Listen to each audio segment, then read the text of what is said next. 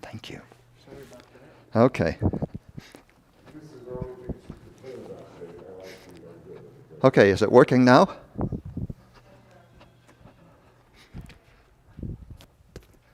Yes?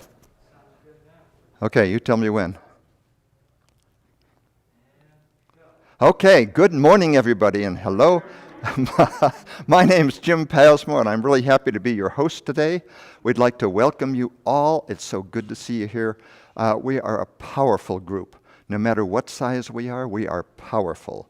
So thank you for being here. And all of you that are watching, thank you for being here. We want to welcome everybody, all faiths, all beliefs, all spiritualities, all sexual orientations, all ethnicities. Everybody's welcome. I really feel good about that statement because it's who we are. And so please be aware that no one is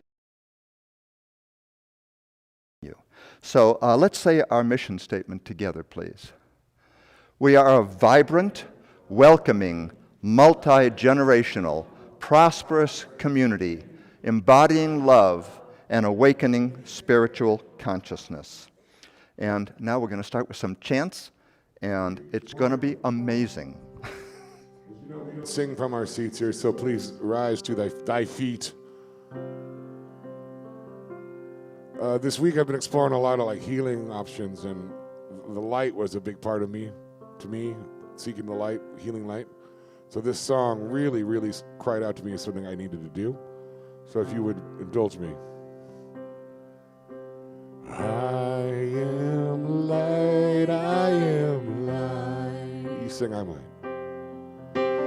I am light, I am light.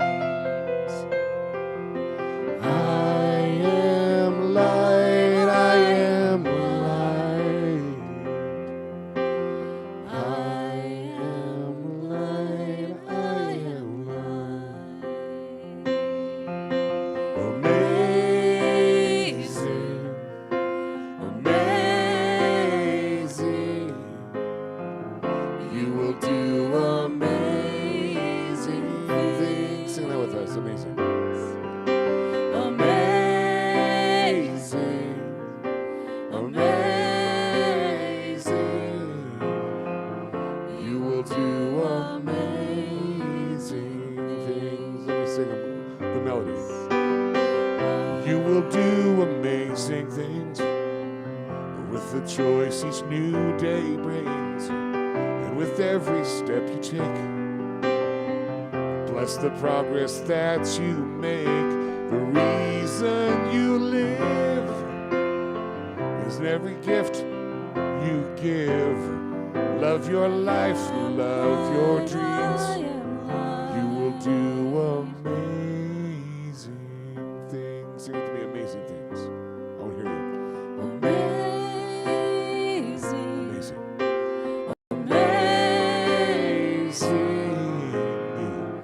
You will do amazing things. Let's hear you sing amazing things. Sing for me.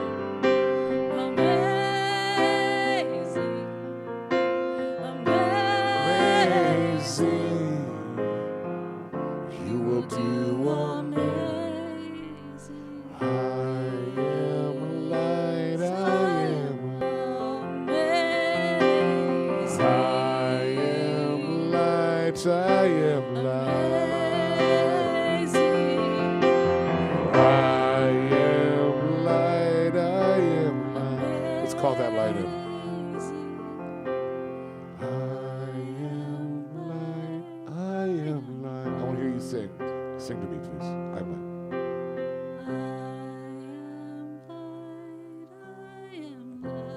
light. Sing it like you believe it. Make it true.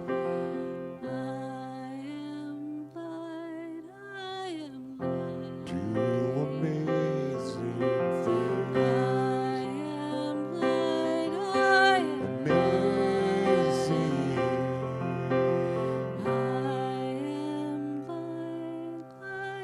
You will do amazing things.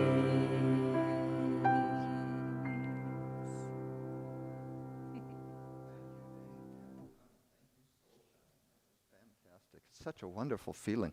It's a feeling of lightness to sing that, isn't it? Very nice. So now we have an opportunity to share our celebrations, and I wish you could at home celebrate as well. I know some of you may be able to post something on Facebook, but for all of us here, we're going to start with somebody that's ready to celebrate. And it looks like it's heading up to the booth. Oh, just the microphone. Okay, who's got a celebration? Dave does. I'm very thankful for my mom and dad, who've been such beautiful grandparents to my kids over the years. And even though they're 86 and 82 now, they're still chugging along, and they're stepping up to really help out with the kids when I needed, and I'm just very thankful for them.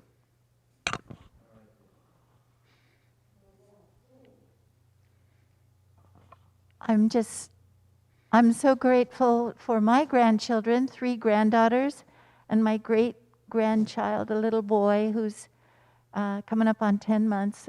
Just the joy, really, of my life since they've come.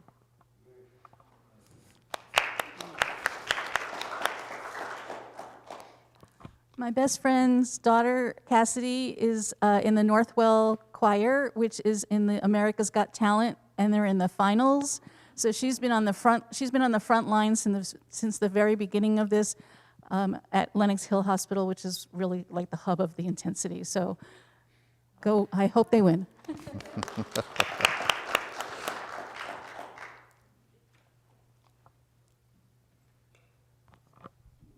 Well, I'm celebrating this beautiful day, and I just want to generally acknowledge that fall is right knocking on our door, and I thought I would never get here to be, fully truthful about the matter. And to me, it's inspiring. We got about almost 3/10 of an inch of rain, and God, it's so much nicer. And it's wonderful to be here with you today.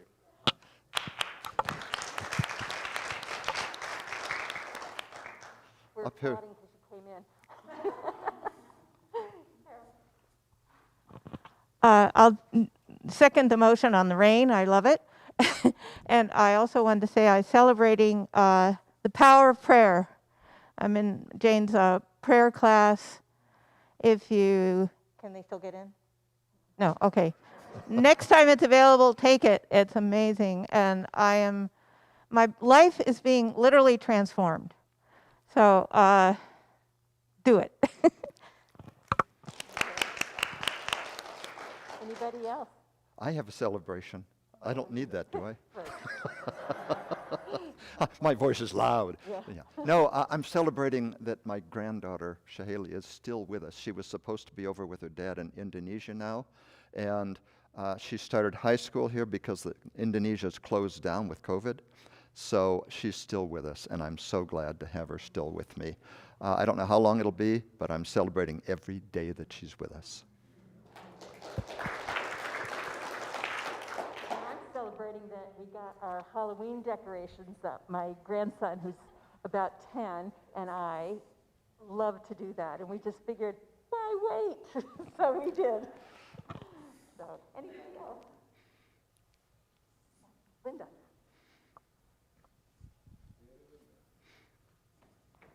A week ago, Dave and I celebrated our 56th wedding anniversary. Whoa! Wow!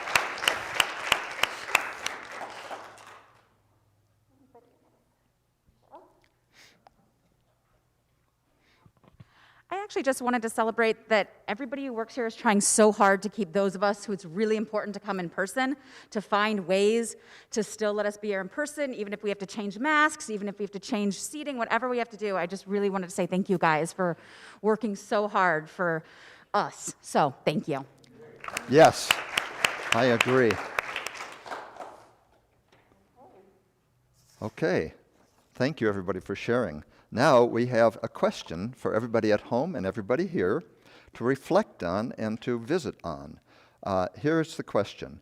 What is an important lesson you learned from a respected elder, whether in your personal life or someone you have studied and admired? So if you will get together with someone that you didn't come with, and if you're at home, get together with whoever's available, talk to yourself, whatever. But this is an opportunity to share about 1 minute each, and then afterward we'll make some kind of a noise to let you know the time's up.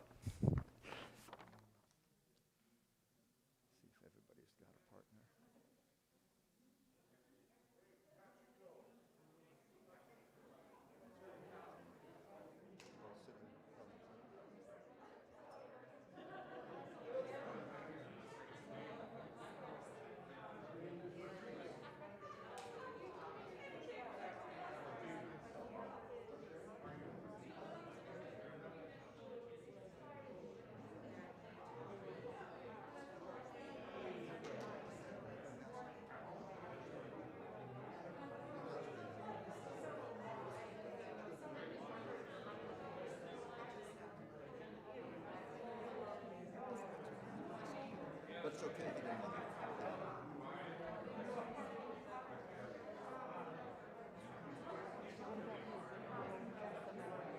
Yeah, for me, it was my grandmother. I think I may have told you this before, but she used to read the Bible to me all the time, and she would only pick out the sections about love.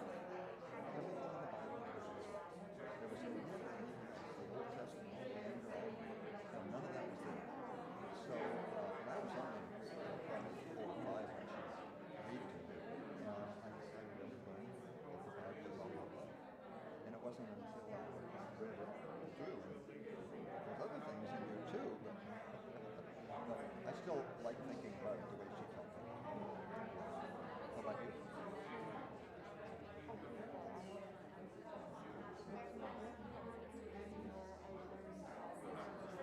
By what? That's the best way.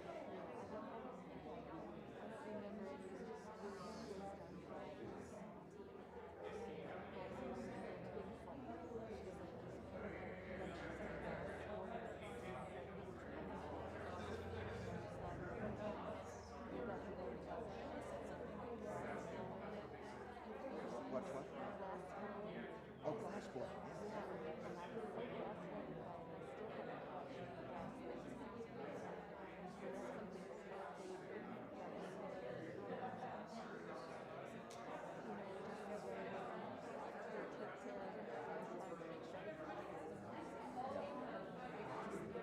Yeah, you know, when I think about that, only one of them was really excessive. The others were just locked in their room, smoking cigarettes, not talking to each other. It was kind of odd. Anyway, that time,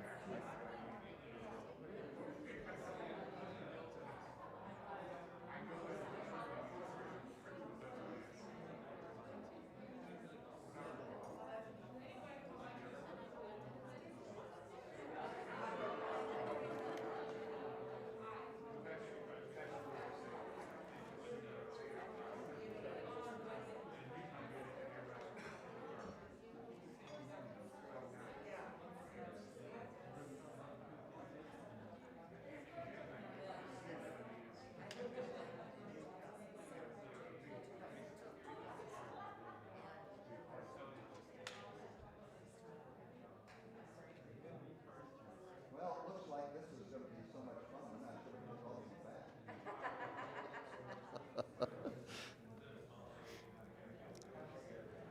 Hey, Dave, how about some music?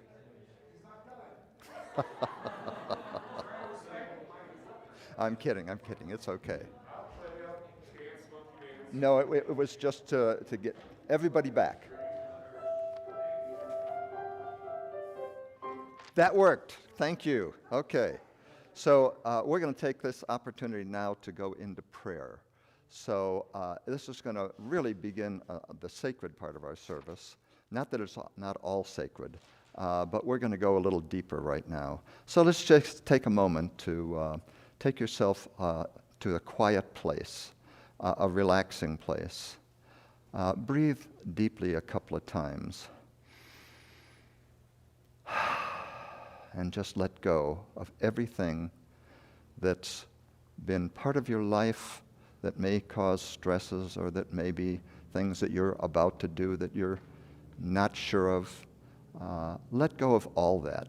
Just set it aside. You can always pick it up afterward. And just know that this is a time to bring in love and to bring in light and to fill your mind and your heart and your whole being, every cell, with light and love, and to think about all of those elders that were part of your life, that brought you in some way to where you are now. Some of them are still a touchstone for us. And let's also just bless all those that were lost in 9/11, and just know that in some way they're still with us, and in some way they're still helping to guide us, just as the elders in our life are. So we honor all of those that we are in touch with today and all of those that have passed, knowing that love leads the way always. And we are so blessed to have this community, to be a part of that love, part of that light, and part of that connection. And so it is.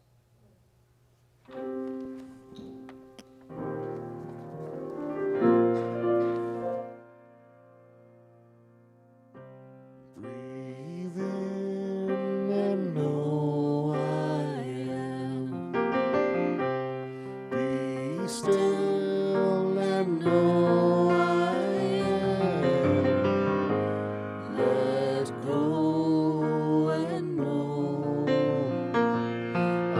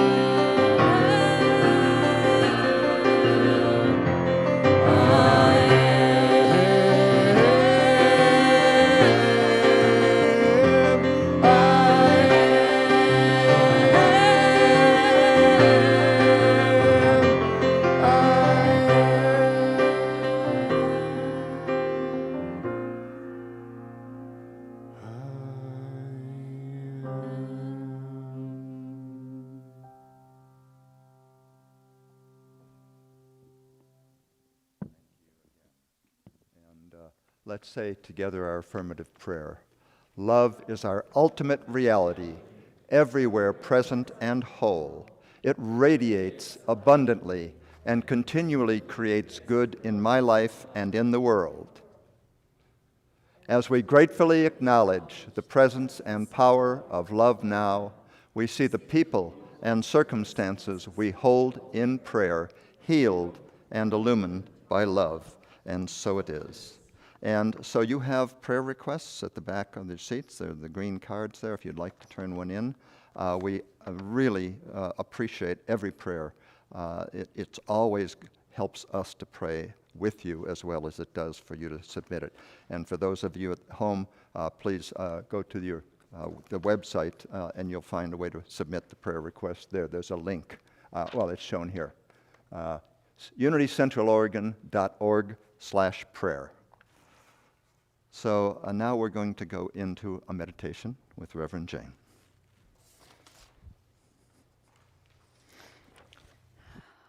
So,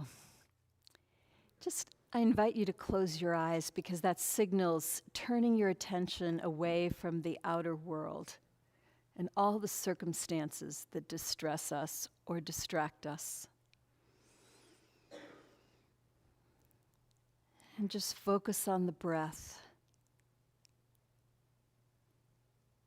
And especially in this time when breathing has been more difficult between smoke and COVID, let's really appreciate the gift of this breath.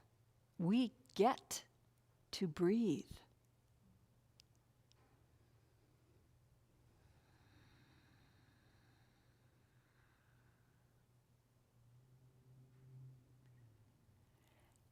And then let's move into our imagination. I invite you to imagine that you're walking down this beautiful pathway, and you can decorate it any way you like, somewhere out in nature. You can pick the season. You can pick the foliage. You can bring in the ocean or the desert or a mountain. But you're walking along this path. And you feel a sense that there's something moving you forward. It's within you, but it's a force, and you're going someplace that's really important to you. And then you come around a bend, and there it is. You see this dwelling of some kind, a magical kind of dwelling. And it feels like home. Even if it looks so strange in your imagination, it feels like home, like it's calling to you. And you find the entryway and go inside. And inside, imagine these grandparents that are there. They may look like your own, or they may look like these ancient beings.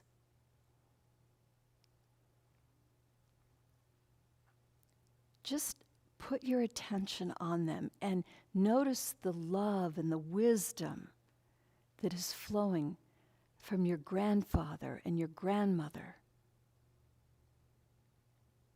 These ancient souls.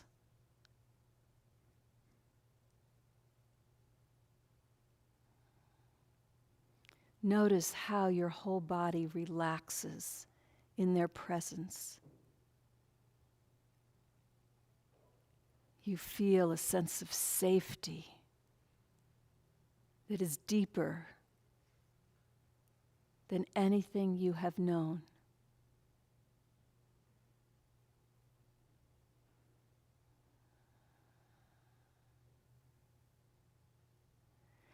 And as you sit with them, imagine that you can freely share anything that you might be struggling with and anything that you might feel really proud of.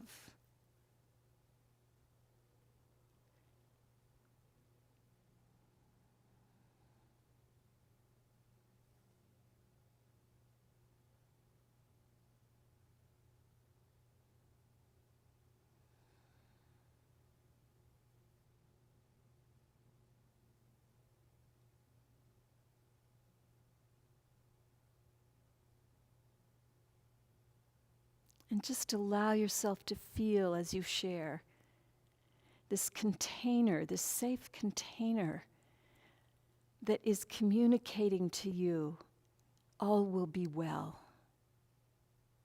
You are safe. It will all work out in the end. Imagine that you could place at the hearth in this beautiful dwelling all of the people that are suffering right now, that you are aware of. People who need healing. People who are struggling because of relationship friction or demise.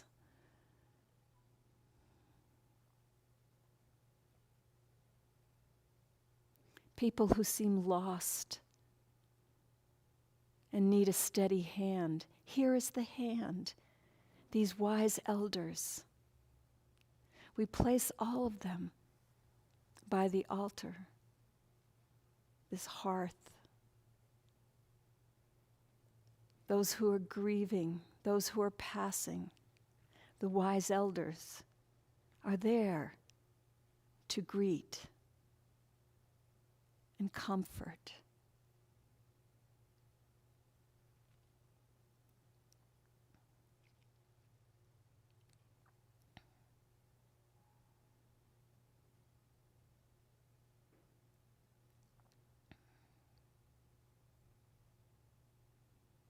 And now you bid them farewell. But just as with your grandparents when you were a child, you knew you'd come again.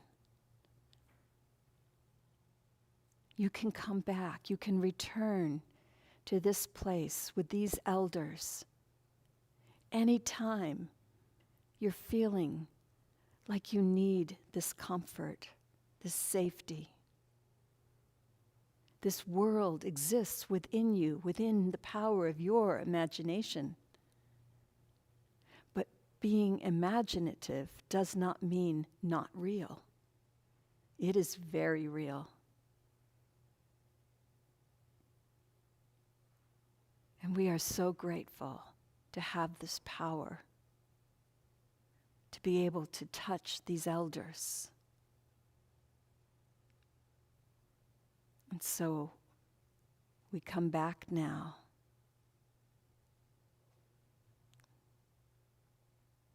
with gratitude and peace, and we move into song.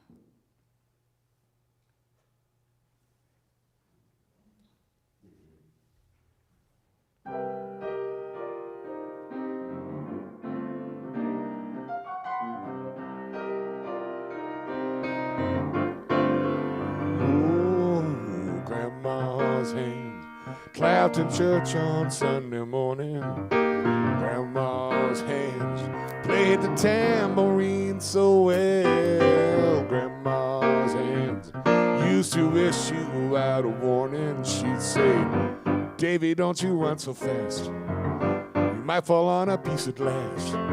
Might be snakes there in that grass. So Grandma's hands,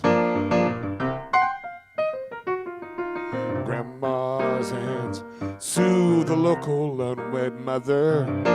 Grandma's hands used to ache sometimes and swell. Grandma's hands used to lift her face and tell her, she said, baby, Grandma understands that you really love that man, but put yourself in Jesus' hands. Grandma's hands.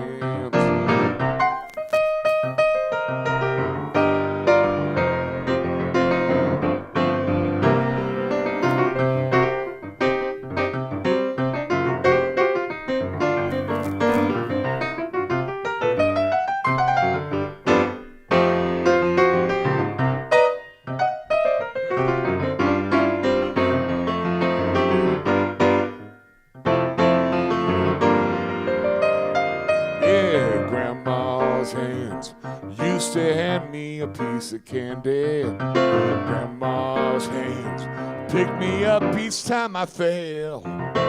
Grandma's hands, boy, they really come in handy. She said, Daddy, don't you whip that boy. What you wanna spank him for? He didn't drop no apple core, but I don't have my grandma anymore. When I get to heaven, I'll look for my grandma's hands. Oh, grandma's hands.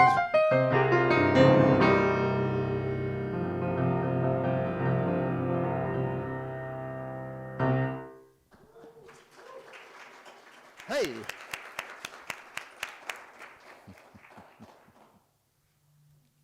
you all hear me okay? No. Tech crew. I think it's turned on. I've got a blue light. Oh, okay. Oh. Okay. How about now? Okay. Good. Well, I hope you managed to do that meditation even without hearing me. I hope you went somewhere. So today is about our elders and what we can learn from our elders. And it may be our grandparents, because today is actually Grandparents' Day. And for those of us who get to be grandparents, we know what a joy that is. And hope for the rest of you who aren't there yet that you get that opportunity at some point. But you know, if you think that that's not going to happen for you, maybe because either you don't have children or your children have made it very clear they're not having children. There are other ways. You can find children who don't have grandparents. I used to go volunteer at Mountain Star Family Relief Nursery because my girls were really too young, and I didn't want to be breathing down their neck about, like, okay, when are you going to have kids? Because I want grandkids. It's not appropriate. And so I went and I found these wonderful little children that needed more loving. And they are out there. There are children even in our community. Sometimes parents need an extra hand or a night out. So there's never a reason where you can't step into that role of being the extra hand, and you don't have to be old to do it. You can just be loving, and all of us are. Because that's the gift that grandparents give. I was reading that there are 5 different roles that grandparents play, but to me, the nurturing role is the most important one. It's extra nurturing that we get. And if you think back to your grandparents, hopefully you were lucky enough that you had at least one grandparent that was really nurturing. They not necessarily all were. Some of them weren't at all. But most of us maybe were lucky enough to have one.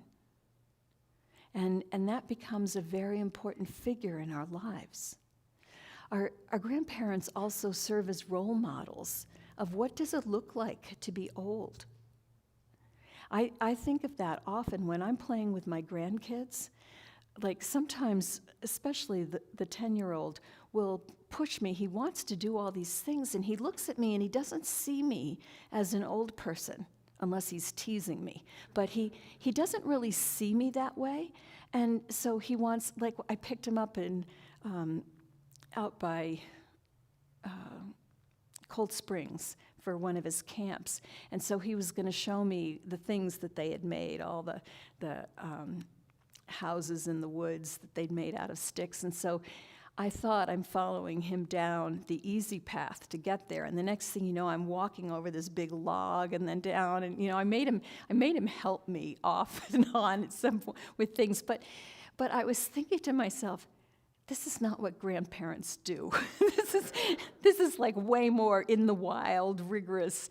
But because he doesn't see me that way, I get to act more youthfully than I might otherwise. So he holds me to a standard that I might not hold for myself. And I tell myself it's important because I remember with my grandparents, they just always seemed old. I don't ever remember a time when they were young. And I think back and I remember my old grandmother who was 54, and it's like, 54? I mean, that's not old. I passed that a long time ago. And yet, but that's how she behaved. And so I think we hold it upon ourselves to think about what is the role model that we are serving as for the younger generation. What are we telling them we can't do because we're old? Even things like technology. Old people can't learn technology, right? Well, old people maybe don't want to have to learn it, but we can learn it. And so it's important. It's important that we give them the modeling that you never stop growing. I remember watching a guy on Johnny Carson who was 101 years old. And Johnny was asking him, well, what's your secret? He said, green and growing. Green and growing. Never stop. Never give yourself a pass. And if you think about your grandparents, another thing that they do is they're historians. They tell the stories. sometimes over and over and over, right? But maybe they say that so much because it's almost like an oral tradition. And if you hear those stories over and over, you remember them. I have stories that I heard from my parents that I want to be able to pass down to my children and my grandchildren. Nobody else knows those stories now. And so it's on me to share that. That's one of the roles of grandparents. In a spiritual community, it's not just about, oh yeah, my grandpa did this. It's also about what are the truths that we hand down? What are the truths that have served, like the Fillmores, for example, or their teacher, Emma Curtis Hopkins, or teachers like Jesus? What are the teachings that we need to bring forward to this new generation? That's part of our role as elders in the community. Grandparents are also wizards in a way. They show the power of imagination. They can help children who are very imaginative to recognize that their imagination is a power. We can validate it and help them to use it to mold their lives as they go forward.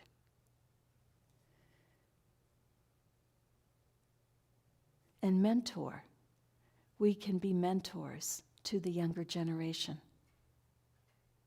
I think, Jim, you're such a wonderful example of that. I watch you with Shiheli and see the adventures that they go on together and the way he helps her to just navigate life and see things from a different perspective. It's a wonderful role. And again, it doesn't have to be your personal grandchild. There was a client that I had once, and it was such a powerful story. We were in hypnotherapy, and this woman was born in India. And she went back she knew she was adopted, but she went back to her very, very early years when she's still a baby. And she remembers just being laid down on the street there. And there was some woman beside her, and she just had a sense of it's going to be okay. But the woman left her there. And she ended up, somehow being found and ended up with her parents in the United States. But when she was there in the hypnosis, there was this figure that was like an Indian guru. He's got dark hair and a beard, and I've seen pictures of him. In fact, I was in communication with this woman recently, and I said, I always saw him in this journey, and I Googled and I found his picture, and I said, this is what he looked like. She says, yes, that's exactly who it was. And the sense that we got was that this guru was somehow present with her. I don't think he was like on the street right beside her. He was just this presence that was letting her know it would be okay. It would be okay for her to leave India, that she was a gift that was going out into the Western world, that she had something to offer. It was so powerful. And it stayed with her. I was just in communication with her recently, but this happened back in 10 years ago, and it's still living with her. That's the power that a wise elder can have, and they don't have to be in physical form. So when we have an energy that we are putting out there, an energy of love and wisdom, it makes a huge difference, and we can't know necessarily who we are touching. But we need to guard our words, to let them be kind and pure and wise, even when there are times that we just want to grouse, right? We all do that sometimes, I'm pretty sure. I know I do. But those are not words that are serving the world. We need to bring in wise words. We want to look at the lessons that we've learned from our own grandparents and just be appreciative of them. I think the biggest lesson that I learned from my grandparents, there are a number of them that I learned, but the biggest one is that we help one another out. When my father lost his job, they lived in Seattle, and he was really depressed, and he tried to find another job, and he wasn't having any luck. And my mother turned to her wise elder, which was not her parents, but the Mother Mary, who she had a strong relationship with. And she went to church and she was praying to Mother Mary, and she got the insight, go home to your father. And so the whole family, there were 2 of us that were out of the house, but there were still 6 kids and my parents, and they all moved back down to Miami. And they moved into the little house with my grandfather. And he built a play structure out back for them, and he just made them feel welcome. He gave them hope and grounding at a time that was very precarious for my family. His wife, who was no longer alive at that point, but when my parents got married, my own mother had died, and so my dad was 15 years older than my stepmom. And when they were going to get married, my grandpa was not so happy about that idea for his 24-year-old daughter to suddenly inherit 4 kids. And he thought perhaps she could choose more wisely. But my grandmother had been orphaned when she was little, or at least her mother had died, and her father had remarried, and the woman that he remarried didn't want those kids. And so she and her brother ended up in an orphanage. And so this woman she had some kind of palsy. I don't know what it was. She was in a wheelchair and she could speak, but it was really hard to understand her. But she was very adamant and clear, and she said to my mother, you take care of those kids. And, she kind of, her husband wasn't going to get a vote in this. She was so strong about this is what is important when you love somebody. You make a tribe. Now, I had another grandmother, the mother of my own mom who had died, and she never recovered from that. And she didn't want to embrace a new family. And she was very divisive. She was so divisive that my family ended up moving out of state to get away from her. So I had the culture of family when you are. And so it's part of my bones, really, to embrace others, that community matters. There don't get to be outsiders. And I think I started learning that from my grandparents, both the positive examples and the negative examples. What are the lessons that you learned from your grandparents? Jim was sharing, it's okay if I share, right? His grandmother would read him when he was a little boy. She would read to him from the Bible, but she cherry-picked what she was reading. She only picked the parts that were about love. And all that other stuff that's in there, don't need that. And so he walked away thinking, oh, the Bible's all about love, which is the point, really.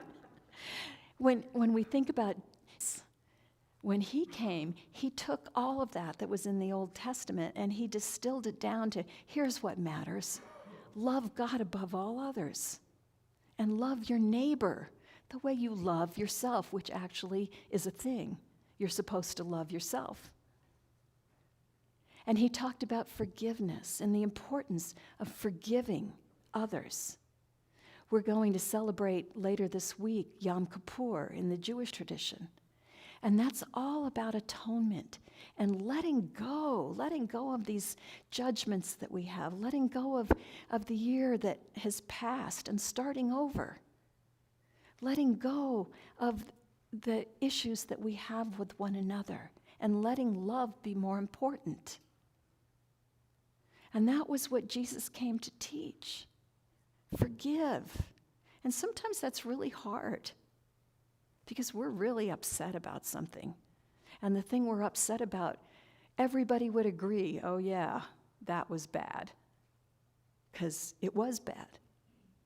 But forgiveness is not about saying that is okay. Forgiveness is about saying, well, I don't want to carry this anymore.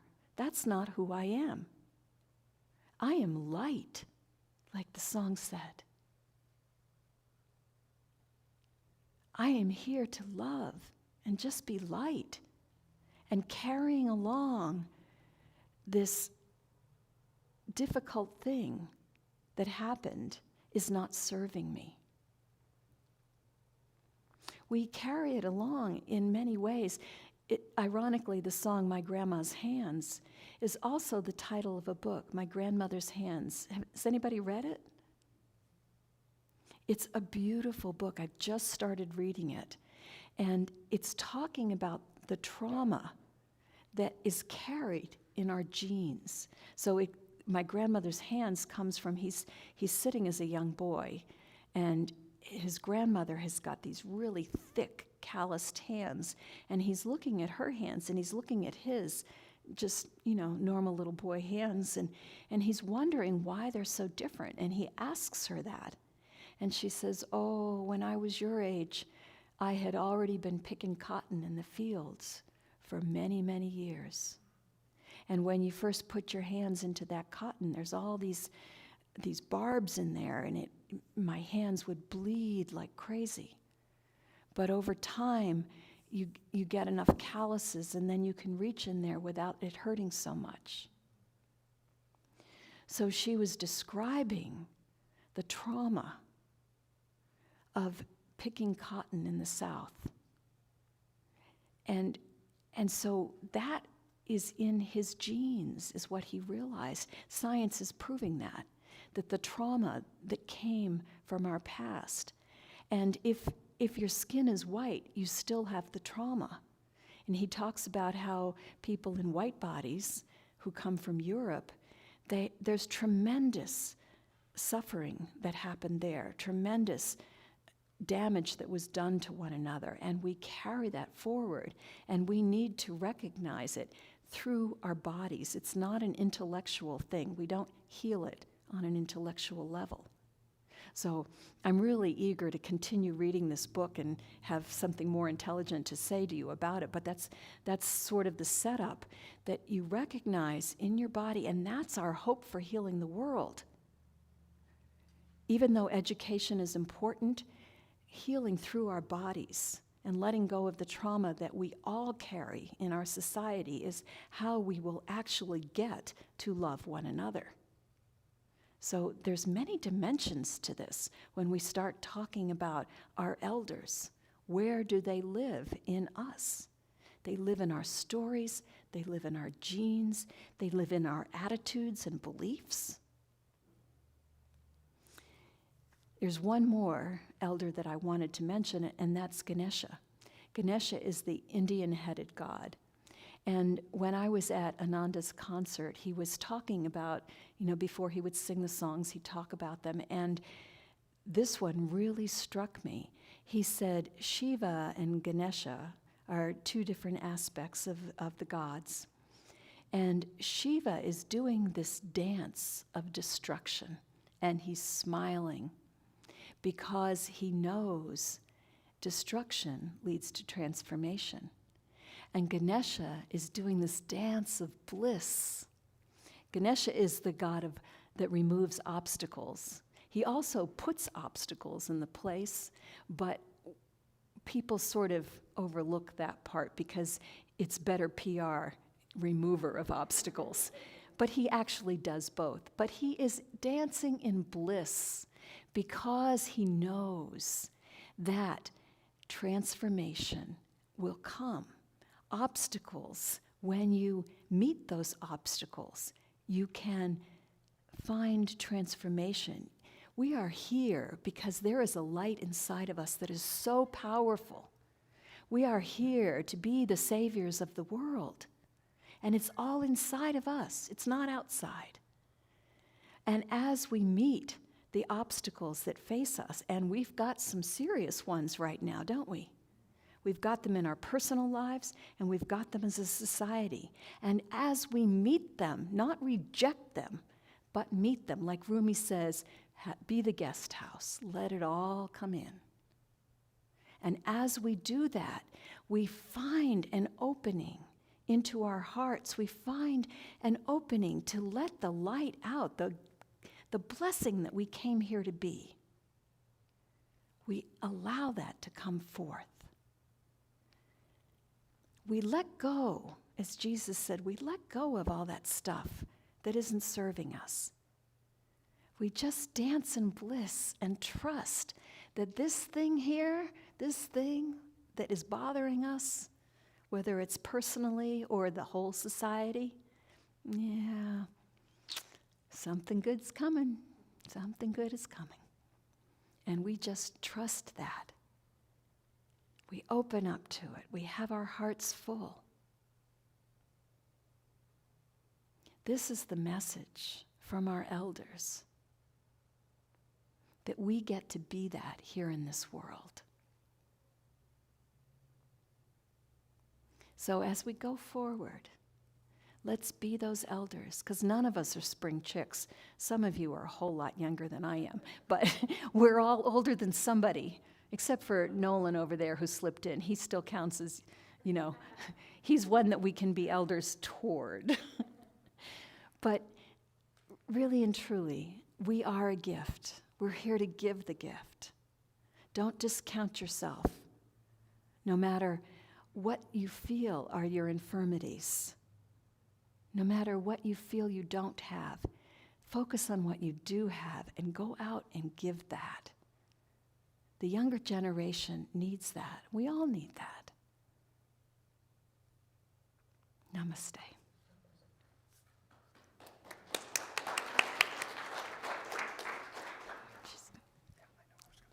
Oh, okay.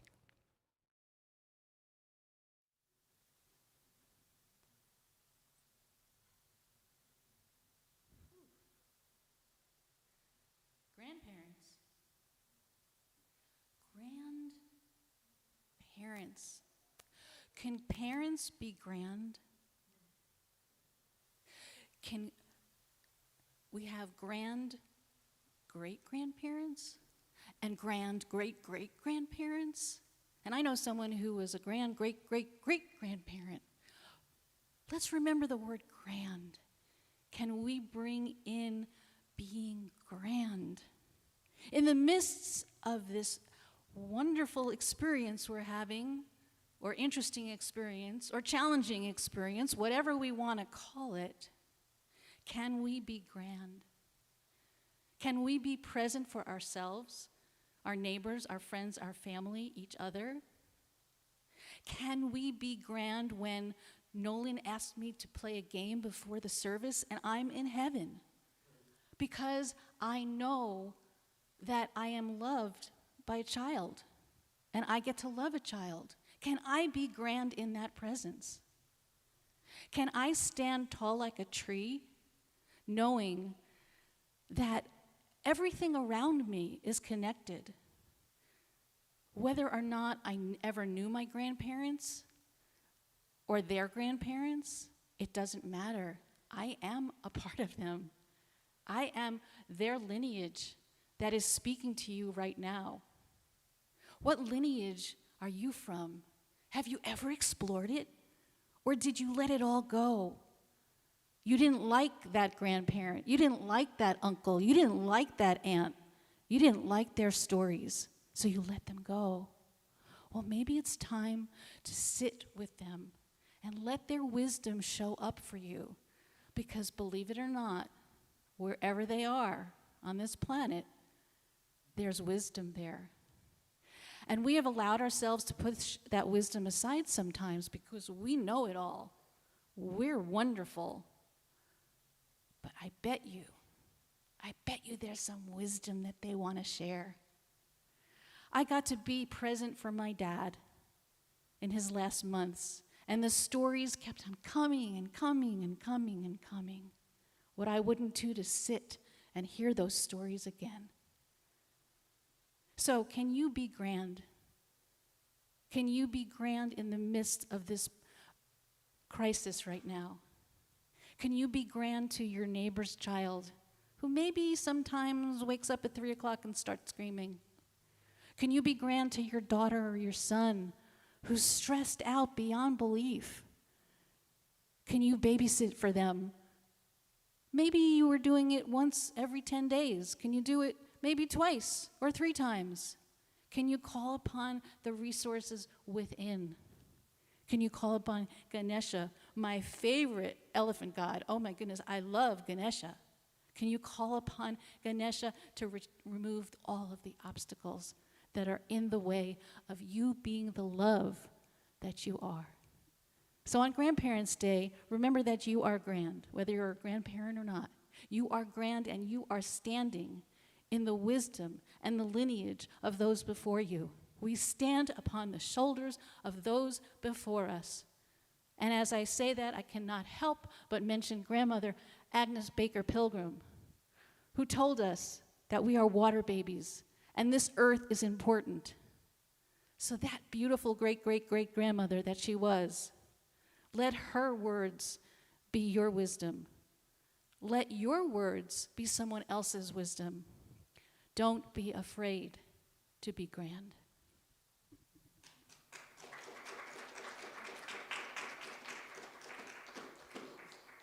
Thank you, Donna, and thank you, Jane.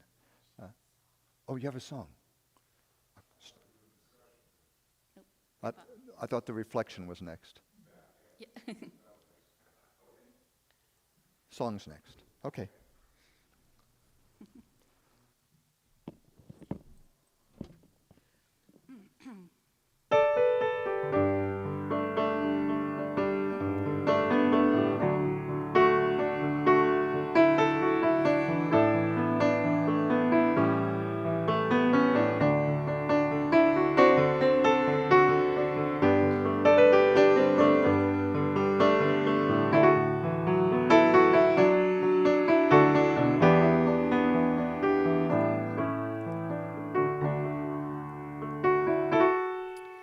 Grandpa,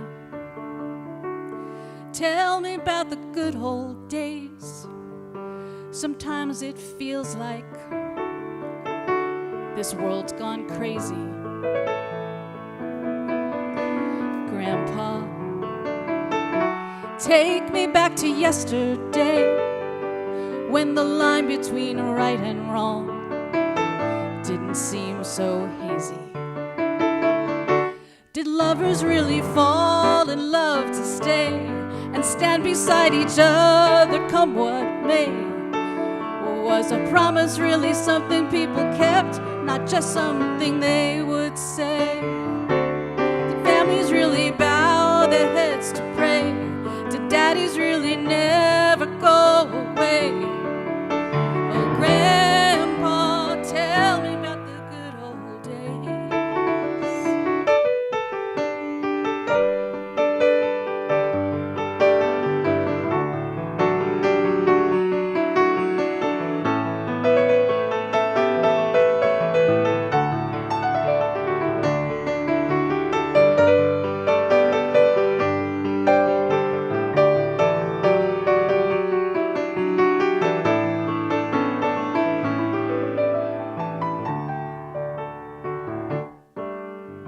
Grandpa, everything is changing fast. We call it progress, but I just don't know. And Grandpa, let's wander back into the past and paint me the picture of long ago. Did lovers really fall in love to stay and stand beside each other, come what may. Was a promise something people kept, not just something they would say and then forget? Did families really bow their heads to pray? Did daddies really never go away? Whoa, Grandma, tell me about the good old days. Oh, Grandpa, tell me about the good old days.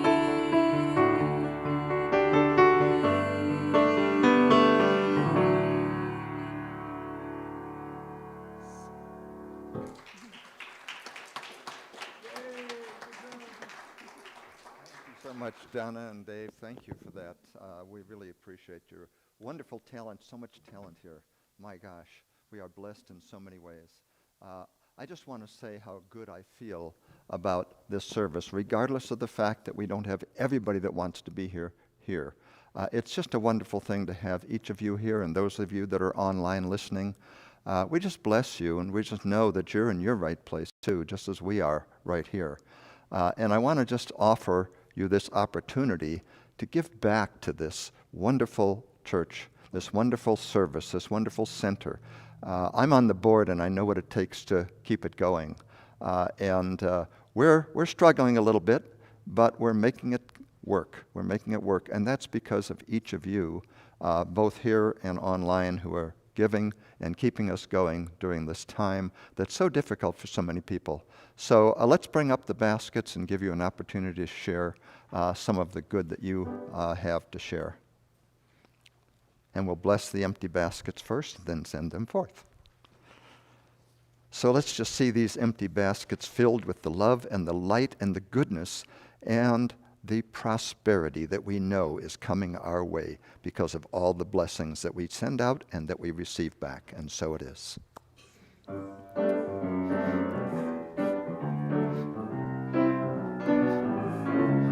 got gratitude in my heart. I got gratitude in my soul. I just want to say thank you. Thank you, I just want to say thank you. thank you. I just want to say thank you for it all. Thank you for it all.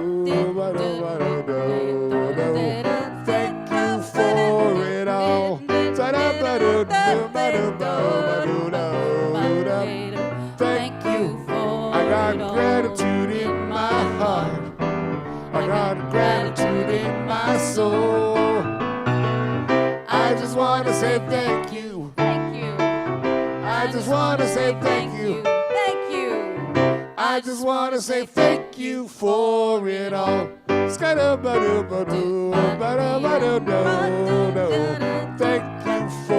it all.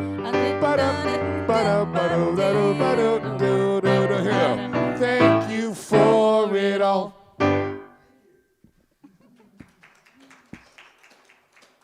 Let's say our blessing together. From the love of pure spirit within us, we bless these gifts. We send them forth to heal, bless, and prosper. They are evidence of our faith and belief. They do good work in the world and return to us multiplied abundantly, and so it is. Thank you, thank you. So now we're going to have some announcements. And I'll let you start, and then I'll pick up about the men's group. Timber Hawkeye is the author of 2 books, Faithfully Religionless and Buddhist Boot Camp. He's a young man from the Bay Area, and he's coming up here the weekend of the 26th, so he will be our Sunday speaker. And then afterwards, he's going to have sort of a free-form discussion group, and he seems to be a lot about mindfulness and just putting a slightly more modern spin on it. He has a pretty interesting life story, so I hope you'll plan to be here both Sunday morning and for the talk in the afternoon. It's a free discussion. He's hoping that you'll want to buy his books, which are really lovely books, and when you buy the books, he ends up giving so much away to a prison ministry. So you're really helping with that. Men's group, Jim, you Yeah. want to talk about that? Right. We've been meeting every third Thursday of the month. We had a meeting last month with a group, and we just shared all kinds of things that were helpful for each other. The time before that, we did a lot of work out there on a water project, and we're going to do that again this Thursday. We're going to do some sharing, we're going to do some prayer together, but we're going to also finish building that water feature out there. At least we hope we'll finish it. So if you can make it on Thursday at 6 o'clock, we've moved it up a little bit because it gets light a little earlier. So instead of 6:30, we're going to meet at 6, and we'll go to about 7:30 to 8. So please come if you're a guy. All right, thank you, Jim. Let's see. And then we have Michael Mandrell. Donna is going to tell us about. So Michael is a really good friend of mine, and he's coming through town, and I grabbed him, and I said, please come to Unity. He's been doing Unity services for many, many years. He's an accomplished guitarist, and we are having a house concert at 6 p.m. on Saturday. Please see me for any details. There'll be food, there'll be fun, there'll be love, and please come out and support his amazing ministry. He's an amazing, amazing musician. Okay. And he'll be here next Sunday playing music. And so is your concert that he's doing, is that an outdoor concert? Outdoor concert Okay. at a private home. Okay, great. And then we have Spirit Group host training is also happening, and there's 2 different times. So it's going to be Sunday on 5:30 to 7, and that's on Zoom, or Wednesday, 5:30 to 7. So Spirit groups, if you haven't done Spirit groups, because some of you are new, it's our small group ministry, and it's so powerful to connect with people. It's not just getting together in a group, but when it's in person, and for some of you, you might feel comfortable having a Spirit group in person, and for others it will be on Zoom. But what I've found, I'm surprised at how much intimacy happens on Zoom. People really connect and share deeply, and so we're studying something in the small group, and then we also do a service project as a group together, and we've been really creative with the different ideas. So, if you're thinking you would like to be part of that, what we need is hosts in order to offer the group. And you might think, oh, well, I can't do it because I've never done a Spirit group. But when we started it, none of us had done Spirit groups.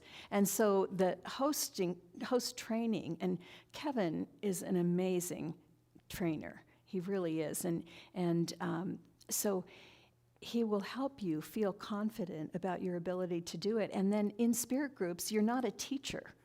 You're just facilitating it. You're turning on whatever it is that you're going to study if you're studying something that's a video. If it's a book, you're just, maybe come up with some questions, but so do other people. So it's really a wonderful program, and I hope that you will decide to take the training and be a part of creating more cohesion in our group. Let's see, what else have we got here? And then new member orientation. So if any of you are interested in becoming a member of this community, we have a whole page on the website that has information that I would like for you to go through on your own instead of having lots and lots of meetings. And then I want to meet with you. So one of your opportunities is today after the service, if anybody wants to do that. And the other opportunity is online on Thursday, the 16th. So let me know that you want to do that, because especially for online, because I have to send you a Zoom link. So you can sign up online for that. And let's see. Is anybody here for the first time? I see some people who are like Callum, who's been here before. You're here for the second time. So would you feel comfortable saying your name and where you're from? Lori? Hi, Lori. Welcome, Lori. And Kristen. Hi, Kristen. Well, thank you so much for coming. I know that sometimes it's a little, you're not sure what you're getting into when you come to a new place, so I applaud your bravery, and we are really happy to have you here. And Callum, we're glad to have you back for a second time. And If Lori and Kristen, if you want to get a newcomer packet, our greeters have some and they can offer it to you. I'm not sure, are they still here? I guess they went out, but we'll get you before you go. So after the service, we have prayer leaders here, Donna and Dave and Jim. And if you would like private prayer, just come on up and they will be happy to pray with you. So we're going to end with the prayer of protection. Let's say it together. The light of God surrounds me. I am the light of God. The love of God enfolds me. I am the love of God. The power of God protects me. I am the power of God. The presence of God watches over me. I am the presence of God. Wherever I am, God is, because I am.